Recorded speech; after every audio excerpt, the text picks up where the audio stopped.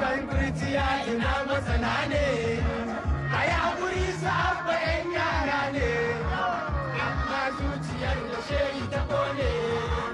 in daga gaskiya a ko aina ne zanen ke ta tun da dole na ne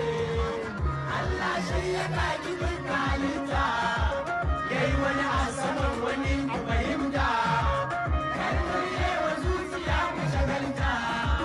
masu akwai basu ake yi wa saka Allah ka sani ina da bukata koyar ya da tabbata sai da rakunta kai sai da ka takuda da abinci kai kuma tabbacin isa da karamci limamin da ba mai limanci